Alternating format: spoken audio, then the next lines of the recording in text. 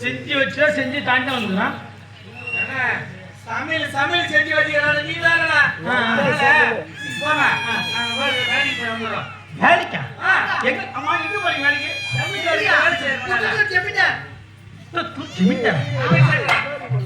தோட்ட வேலை செஞ்சுதான் உங்களுக்கு இந்த அளவுக்கு படிக்க வச்சுனாங்க. அப்படியா? ஆமா.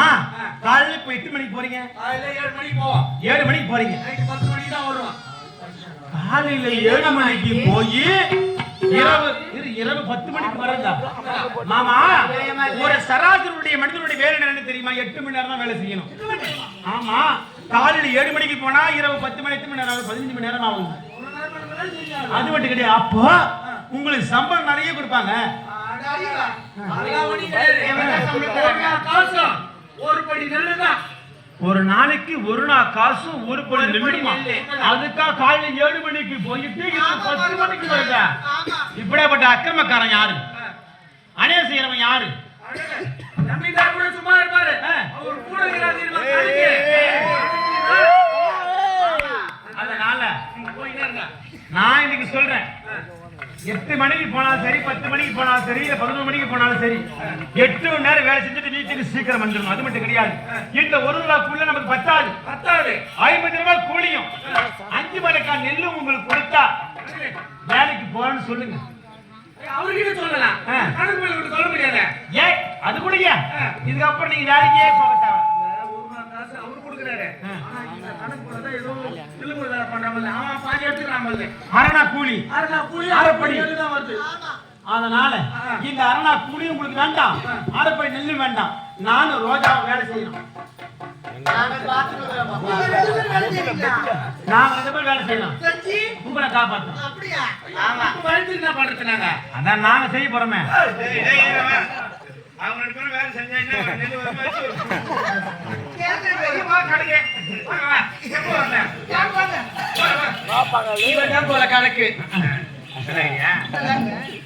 அப்பப்ப வருவேன், மாந்தம் பண்ண திரும்பி கிடப்பேன். மாந்தக்குள்ள வச்சு திரும்பி கிடப்பேன். என்ன திருவான்? அந்த வெம்பி போன அந்த மாங்காய் தேங்காய் மூஞ்சி கொட்டை எடுக்கும். கொட்டை எடுக்கும். மாமா யாரு பேசுறீங்க? இவருதான் கணக்கு தம்பிக்கு பார்த்த மாதிரி மாமா. இது எங்க அத்தை, இது உங்க அத்தையா? இது எங்க அத்தை, இது எங்க மாமா. அதே இது என்னுடைய காதலி, வருங்கால மனைவி. போட்டுடாது ரோஜா ஊமுனு அது ஊமுனு. ரொம்ப ஏழகோணமா பேசுறான் பாப்பா. இது என்னுடைய மறுப்புல. அப்படியா? இதுதான் உங்க தங்கச்சி போறீங்க. ஆமா, ஒரே போட்டு எப்ப வந்தாங்களா? அவங்க 2 பேரும் கூட்டு வந்துருக்காங்க. எதுக்கு? இதுக்கப்புறம் எங்க மாமா வர மாட்டாரு, எங்க அச்சி வர மாட்டாங்க. எங்களை வர கூப்பிடுற வேலைக்கு அப்ப நாங்களே செஞ்சணுமா? நீங்களே செஞ்சணும். ஐயோ, அது மாதிரி பழகில் ஒன்றை கற்றுக்கொள். அது மாதிரி பழகம் எனக்கு கிடையாது. ஐயோ, நாங்களே செஞ்சணுமா? ஆமா ஆமா ஆமா. இதுக்கப்புறம் எங்க மாமா வர மாட்டாரு, எங்க அச்சி வர மாட்டேன்னா எஜமானுக்கு கொடுத்து 1 ரூபாய் பணமும் ஒரு படி நெல்லும் குடுக்கல. யாரு? நான் உழைக்கிறேன்ல. என்ன உழை கிழிக்கிற? நான் உழைச்சு உங்களை கூட்டு மாதிரி வேலை வாங்கறதால அது 1 காசு 1/2 காசு எடுத்துக்க. அதனால எங்களுக்கு பத்தாது. 50 ரூபாய் கூலி 5 ரூபாய் நெல்லு கொடுத்தா எங்க மாமா ஆச்சு. நான் வர சொல்லணுமோ நேரம் காலம் அதிகமா வேலை செய்யணும். காலைல 7 மணிக்கு போறேங்க, இரவு 10 மணிக்கு வராங்கல்ல, 10 மணிக்கு வருவாங்க. 8 மணி நேரம் வேலை தான். 6 மணில வீட்டுக்கு வந்துருவாங்க. அப்படின்னா சொல்லு வேலைக்கு அனுப்புறீங்க. வேலைக்கு வர முடியாது. என்ன ஜெமீன் சங்கத்துக்கு தலைவரா? உழைப்பாளர்களுடைய சங்க தலைவர். வேலைக்கு வருவாங்களா? வர முடியாது. ஏய், ஏன் கூப்பிடுறாங்க? இது மத்தியா? இது மாமா. இது மாமா. அப்பா வந்து அது ஒரு டூர் வச்சிருக்காரு. ஆமா. அந்த அப்பா நிக்கிறாரு. எப்படி கூடுவே? ஓ அப்பா. ஓ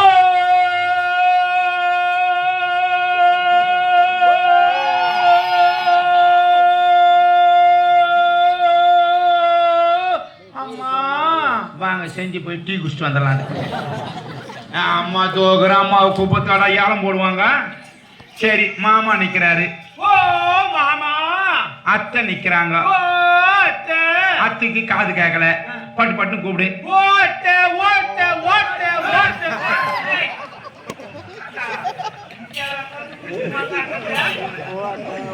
பையனுக்கு கூப்பிட தெரிஞ்சான்னு பார்த்தேன்.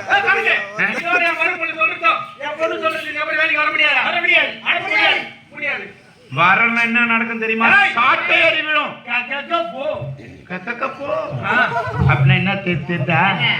தெரியல. ஏய், தெரியாத அப்படியே பேசி காரியங்களை கச்சிதமாக கவி கொண்டு போ என்று வைத்து வரலன்னா இறங்கி விடும். வாய துறக்காத நீ. ஏய், நான் கூட கொஞ்சம் குறைவா பேசுவேன். இவ வாயை தங்க லவ்னு வாங்கி கொடுப்பேன். நாடகம் முடிஞ்சா ஒரு 2 நாளைக்கு அனுப்பான். ஆட்டோ ஓட்டலாம், ஷேர் ஆட்ட மாதிரி இது பின்னாடி. ஆமா, சீக்கிரம் பண்ணலாம் வேலையா? வர முடியுமா? முடியாது முடியாது போ. அடி ஆறா கூறி. அழகான சபை. சபை கூட்டம் குறைவா இருந்தாலும் நாடகத்தை நல்லா ஒரு இன்பமா பாக்குறாங்க. அப்படி கிடையாது. அப்படி கிடையாது. ஊருக்கு ஒரு வாட்டங்குது. குச்சிட்டு ஊரங்குது. அவங்க என்னன்னா ஆடுறாங்க ஆட்டம் பாப்போம் எப்படிதான் இது பாக்குறது. அதாவது இது பொறுமை. மகாபாரத தர்மபுரம் தெரியுமா? எவ்வளவு சண்டை ஆச்சு. ஆனா அந்த மனுஷன் அவசரப்படாம பொறுமையா கடைசி வரைக்கும். அதனாலதான் அவர் பட்டாபிஷேகம் சூட்டி அரசபையில் அமர்ந்தார். இதே பீம அர்ஜுன துரியோதனன் ஆடாத ஆட்டம் ஆடினாங்க. பட்டை கடிச்சா ஆடினாங்க. பின்னாடி இருந்து அவர் முன்ன இருந்து அமைதியா பெரிய மனுஷனா இருந்து அமைதியா இருந்தார். அதே மாதிரிதான் பழமொழி சொல்லுவாங்க பெரியவங்க. குந்த செல்வோ தெரியும்.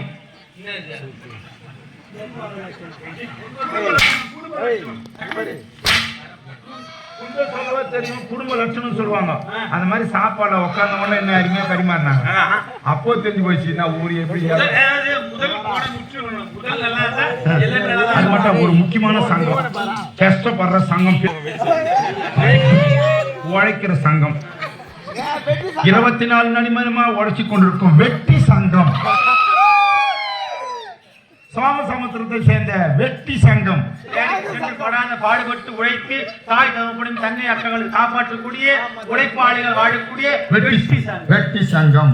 வெட்டி சங்கத்துடைய பிரதிநிதிகள் சூர்யா விருதுகள்.